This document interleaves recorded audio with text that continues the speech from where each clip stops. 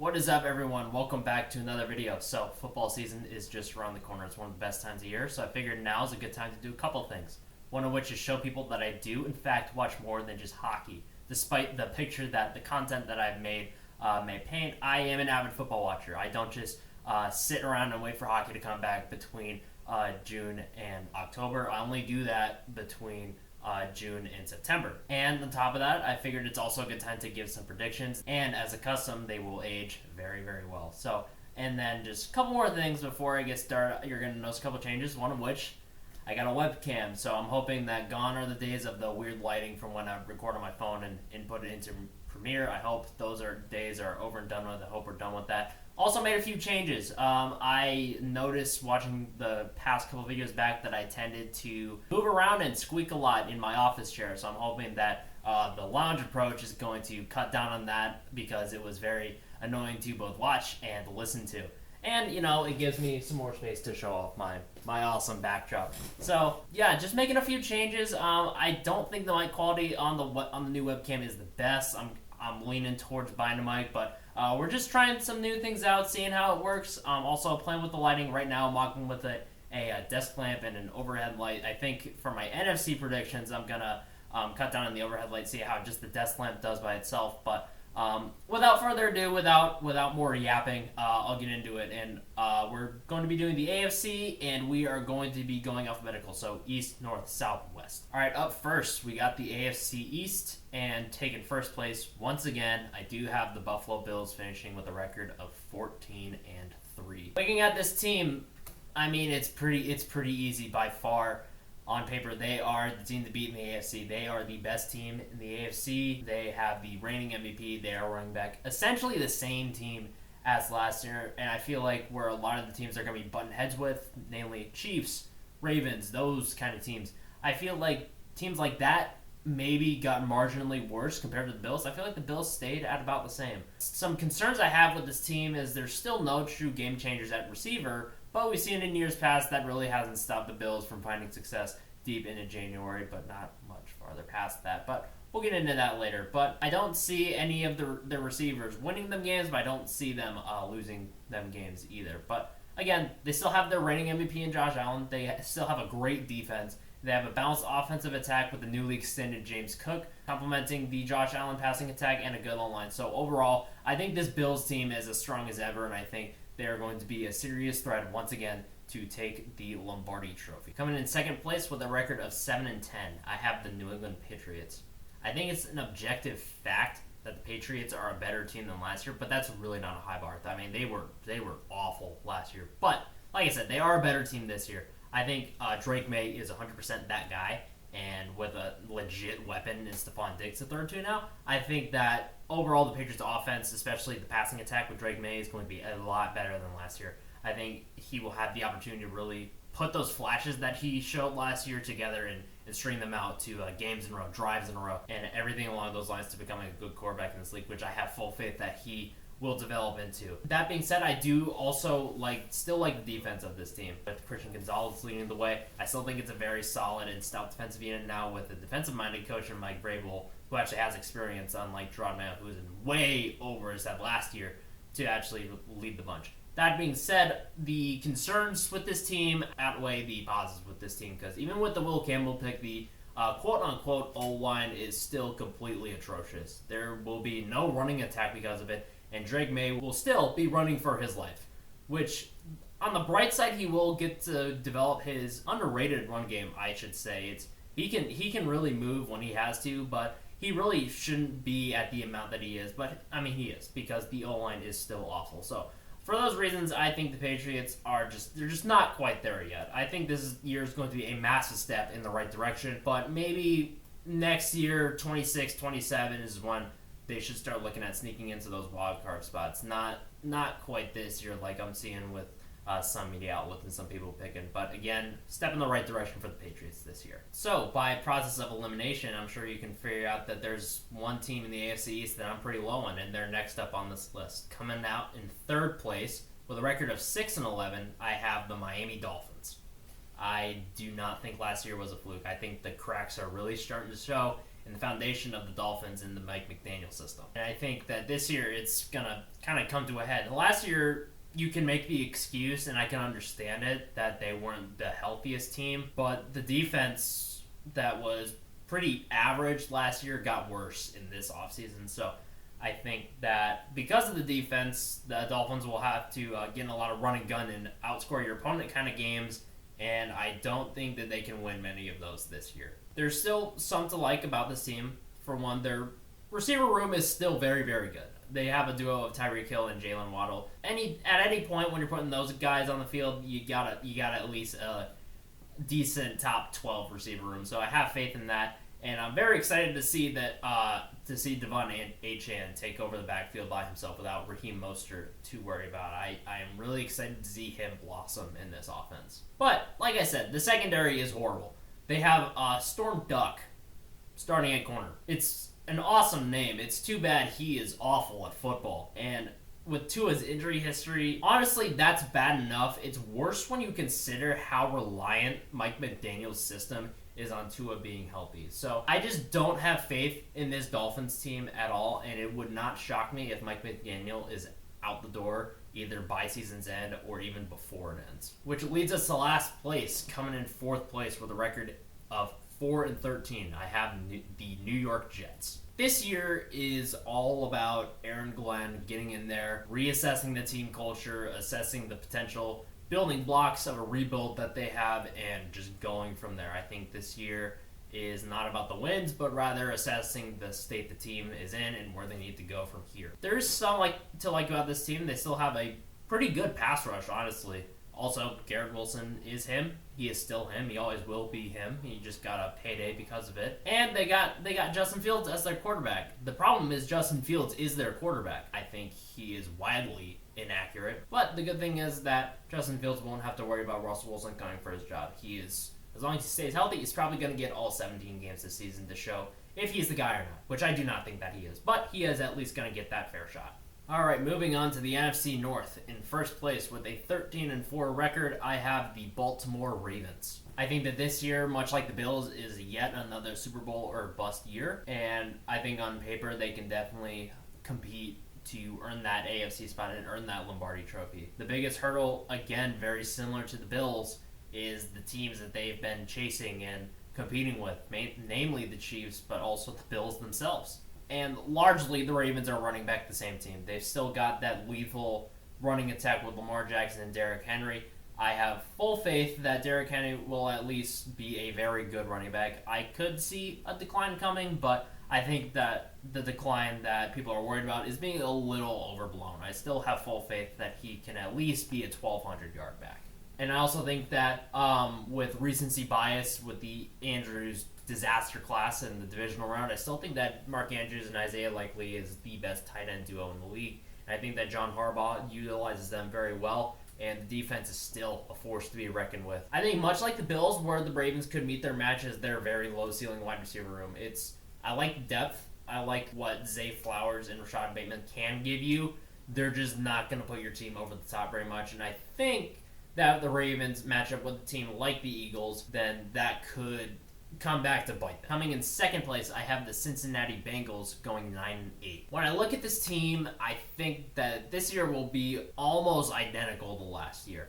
I think that their defense, quote unquote, is still one of the worst in all of football. I think that there's maybe 2 or 3 college teams that do have a better defense than them. I think that there will be, much like last year, a lot of games where they score 34 plus and end up having to sweat it out or even end up losing. I think that they can definitely win some because Joe Burrow is him, Jamar Chase is him, T. Higgins is him, and Chase Brown really provides a solid rushing attack for the team, but the defense legitimately could not stop a parked car. So, with all that being said, I think that the Bengals have an identical finish to last year, and coming in third place, I have the Pittsburgh Steelers going 9-8. I have pretty much come to the conclusion that I don't know how it will happen. It just will happen. The Steelers will go 9-8. They will finish 500 or better. I have refused to try and figure out, again, how that's going to happen. I have just accepted that it is going to happen. So I've just decided to accept it at this point. There's no point in predicting an 8 or 9 or worse record for the Steelers because it's just not going to happen. All right, that's enough, non-reasoning for why the Steelers are going to go 9-8. I think the big one is, again, their defense is still sensational, and they also have a somewhat easy schedule, believe it or not, for a second-place team. It's, especially at the first half of the season, it's a pretty easy schedule for them. Where I stop liking the Steelers is on offense, as per usual. I don't like the Aaron Rodgers get. I think it's a very static move at best. And they ended up replacing George Pickens, an overrated wide receiver number 1 who had a temper, and honestly made more headlines for his on-the-field antics with big George Pickens, DK Metcalf. Overrated wide receiver 1 who makes more headlines for his on-the-field antics. So, very, very static move for the Steelers. They drop a game, which I think is about right. And they go 9-8 because they have to. That's just how it is. They have to go 9-8. And coming in 4th, I have the Cleveland Browns going 3-14. This is genuinely one of the worst teams in football. They even were with Deshaun Watson starting, who isn't even good anymore. So now that he's gone, this is truly just an abysmal football team. I was of the opinion that they should give Sanders the start because he is the only quarterback with upside, but then I watched his 3rd preseason game, and it was genuinely one of the worst things I've ever laid eyes on. Maybe Joe Flacco can replicate the magic from a couple years ago, but I highly, highly doubt it at this point. He doesn't have the supporting cast that he did that season, and really the only player worth mentioning in a positive manner on this Cleveland Browns team is Myles Garrett. I mean, Myles Garrett is him, but he's the only him on this Browns team. So I think that, it's going to be yet another offseason where the Browns are looking at which quarterback they're going to take with that 1 to 3 range draft pick. Moving to the AFC South, in first place with an 11-6 record, I have the Houston Texans. I think this year for the Texans and how high I'm predicting them to finish, I'm really banking on a bounce-back season from C.J. Stroud, which from what I've seen out of his first 2 years, I have full faith that he can do. His talent is insane, both running the ball and throwing the ball, and I think that now that he's had a year to kind of figure out how defenses are going to play him, which is basically kind of what happened in year 2. Defenses got some film on him, started to figure out his weaknesses. I think that he can adjust and kind of get back to the arguably MVP level he was at in his rookie year. And something that I continue to see overlooked with this Texans team is this defense is legit. Like, I think they are a top 5 unit in the league with Derek Stingley leading the way in the secondary and their arguably top 5 pass rush. I think this defense gets overlooked quite a bit. But the problem is that the one good piece of the O-line, Laramie Tunsil, is gone now. I don't understand the thought process that you took your weakest unit on the field, found the one good part of it, and shipped it away. I don't understand the thought process there, and I think that it's only going to make Stroud's life harder. I have faith that he can bounce back and he can adjust to it, but the Texans front office is not making his job any easier. Not to mention that Mixon is banged up. It was just announced today that he's going to miss at least the first 4 games of the season, which is a brutal blow for this Texans team. They're going to be a very, I wouldn't say it's a given, but they could be a very one-dimensional team for at least the first 4 games of the season. And that's not even to mention that Tank Dell might not even play this year with that horrible injury that he suffered towards the end of last season. There's no telling when he's going to be back, if at all, this year. But with all that being said, I think the positives do outweigh the negatives with this team. Like I said, the defense is legit. I think the defense is going to win them a ton of games. Also, C.J. Stroud is that guy. Like, I have full faith that he'll bounce back. And I think that also considering their competition in the AFC South, I think this will be a pretty easy divisional win for the 3rd year in a row for the Texans. Coming in 2nd place in the South, I have the Jaguars going 8-9. I think the Jags are a very comparable team to the Patriots. I think that this season is going to be a step in the right direction. They're a significantly better football team than they were last year, which again, it's not saying a lot, especially on the defensive side of the ball. But again, with how bad the defense was last year, it still needs a lot of work. I think it's also pretty unlikely their biggest acquisition obviously being Travis Hunter. I don't think he's going to hit the ground running this year with the new offense, with Liam Cohen, with Trevor Lawrence trying to get back to full speed after the injury that shortened his 2024 season. I think there's a chance that Hunter might struggle a bit out of the gate, at least on the receiving side of it. That being said, though, when he does get going, I really like this receiving duo of himself and Brian Thomas. And I think if they can kind of work to reincorporate Travis Etienne into the run game, then I think that him and Bigsby can be a very effective duo. But like I said, the defense needs a lot of work. The defense is still in rough shape. And again, with the new offensive system with Lincoln Cohen coming in the long term, while I do see that benefiting the Jaguars, I think that there might be a lot of growing pains this year. So for that reason, I feel like an 8-9 finish is in the cards for Jacksonville. Coming in third place, I have the Tennessee Titans going 6-11. This is another team that I feel like has done the hard part, and they have found the franchise quarterback. I do think that Cam Ward is that guy. I do think that he will win them maybe 2-3 games this year. But the team as a whole, the Sporting Cast, still has a long way to go. The good thing for Ward is that as far as O-lines go for rookie quarterbacks, he can do a lot worse. It's a very serviceable unit, and he actually has a pretty legit run game to complement him with Tony Pollard and Tajay Spears. I think his life, as far as a rookie quarterback goes, should be fairly easy. The problem is the receiver depth is just non-existent. There's nothing there. They just cut the guy they traded A.J. Brown for, Traylon Burks, the other day. I should rather say the guy they picked with the pick they got in the A.J. Brown trade a couple years ago, if you can remember that. A.J. Brown was a Tennessee Titan at one point, but they traded him away because he wanted money. Yeah, so if Chig Okonkwo does not get open, Cam just might as well take off and get as many yards as he can get. So, verdict with the Titans. They've done the hard part. It's going to be a step in the right direction this year, but they got a ways to go. And coming in the last place, I have the Indianapolis Colts going 3-14. For the record, I know this is hard to believe. I even had the Colts having this record when it was perceived that Richardson was going to be the starter. I know that is hard to believe. I'm just asking you to trust me here. I truly think when I look at this roster that it sucks. And this was definitely a hotter take before Daniel Jones ended up winning the job. I'm glad that people are starting to see through the Colts. I'm glad they're starting to see my vision that this team will be picking top 5 next year. Like all teams, there's some stuff to like. Jonathan Taylor is really good. The O-line is serviceable, and the D-line is pretty good, so I'll give them that. But I mean, this team had a legit quarterback battle between Anthony Richardson and Daniel Jones, for God's sake. I said that was funny in of itself. It's even funnier now that Daniel Jones ended up winning it. And the receiver room has an incredibly low ceiling.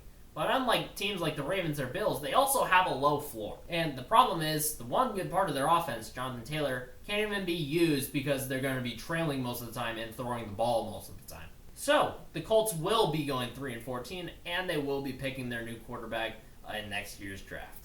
Moving into the undisputed best division in football, the AFC West. In first place, with a record of 12-5, I have the Denver Broncos. Honestly, you can call my bias for all I care, because I don't care. I think that if there was any year the division crown can change hands, it truly is this year. The defense that, again, was top 3 unit last year somehow got better. And Bo Nix, who, again, is that guy, has a legit run game now with J.K. Dobbins and R.J. Harvey to complement his insane passing game. 12-5 sounds like a lot on the surface, but really adding 2 wins to this team from last year really is not that outlandish, in my opinion. But it's not all sunshine and roses. I still think that the receiving room doesn't, again, have those game changers, those Jefferson Chase-like guys quite yet. Again, another team where the receivers aren't going to lose their team games, but they're definitely not going to win them any games either. But with all that being said, there's a lot to like about this Denver team this year, and I really do think they have a legit shot at snatching the division crown for the first time in 10 years. So, coming in second place, I'm sure you could all figure out, I do have the Kansas City Chiefs. I'm not that crazy. I do have the Kansas City Chiefs going 12-5. And I'll build more on that. Saying the AFC West is going to Denver is more a compliment to the Broncos than it is an insult to the Chiefs. I mean, this is still the back-to-back AFC champions we're talking about. And while they may not win 15 games again this year, I still think they're a legit threat to win the Super Bowl again. Because Mahomes is still that guy. I like to say that he's washed, but that's just for jokes. He's still the best quarterback in the league. The defense is still ruthless. And Travis Kelce, even though he's losing a step, still has an elite football IQ and still finds ways to find holes in the zone and get open. Again, even if he has lost a step, he still is as sharp as ever. That being said, I mean, they were an objectively lucky football team last year. And it's impossible to know how much of that is going to carry over and how much of that is going to affect how many games they win this year. So I feel like dropping 3 games is a fair assessment of how much luck is going to carry over from last year. And coming in third place, I have the Los Angeles Chargers going 8-9. I think the biggest things that will derail this season for the Chargers are inconsistency on the defensive side of the ball and a hard schedule. This is a team with fringe second place talent that does have a, for sure second place schedule, because obviously they finished second last year. But again, with the defense, they're so hard to predict how they're going to perform on a week in and week out basis that I think that some games they may have to end up airing it out and trying to outscore the other team, which under Jim Harbaugh is not the style of football the Chargers really want to play. That being said, though, I think that their first-round rookie, Omarion Hampton, is getting drafted into a system that he can flourish in. I think he can be a legit Offensive Rookie of the Year candidate. I think that Justin Herbert is still a legit quarterback, even if they do run the ball a lot. And there's a reason they run the ball a lot, because their wide receiver room is just Ladd McConkey and then a whole lot of nothing. I'm sorry, but the Keenan Allen signing just does not move me at all. So all that being said, I think the Chargers are in for a fairly underwhelming season considering how last year went. So, coming in fourth place, I have the Las Vegas Raiders going 7-10. I think the Raiders truly are going to be a tough out this season. I think that they are going to give a lot of teams, especially some good ones on their schedule, a lot of fits and give them a run for their money. But I just don't think they have the team to close the deal to win more than 7-8 games. Because aside from Max Crosby, there is just nothing on this defense. It is a truly bad unit. There's no other word I can think of, because it's just bad. They're just not good. But I will say, for the Raiders, though I've never been that big on Geno Smith, Pete Carroll has shown time and time again that he knows how to win with him. Even if he won't move the needle, he won't go out there and change the game like a Patrick Mahomes, Josh Allen, like a Lamar Jackson. Pete Carroll knows how to use his ability to win with him. And I also think that Ashton Genty is about as pro-ready as a running back can come out of college, so he should also, like Omarion Hampton, be up for Offensive Rookie of the Year conversations. But all that being said, especially considering their competition within their own division, I think a 7-10 finish for the Raiders is very realistic. And as promised for the playoffs, I'm sure that the first couple were able to be narrowed down, so I'll just go down the list, 1 through 7, list out who we got. 1 seed is the Buffalo Bills. The 2 seed is the Baltimore Ravens. The 3 seed is the Denver Broncos. The 4 seed is the Houston Texans. And the 5 seed is the Kansas City Chiefs. Obviously, those 5 teams could have been figured out throughout the video and how I listed them off in their own standings. So, the 6th seed is the Cincinnati Bengals. And the 7th seed is the Pittsburgh Steelers. I don't know how they do it, but they do. So that is it for the AFC. Obviously, the NFC is going to be up next. What I'm probably going to do is just record the NFC immediately after this, and then edit these both down and get them out whenever I can. But in the meantime, feel free to sound off in the comments any thoughts, feelings, if I hurt them, down in the comments. I love to read what everyone thinks about the season, because obviously everyone's excited. Football's gonna be back for the first time in months, and we're all super hyped. And yeah, that's it for me for this video, so thank you so much for watching, and I'll see you in the next one.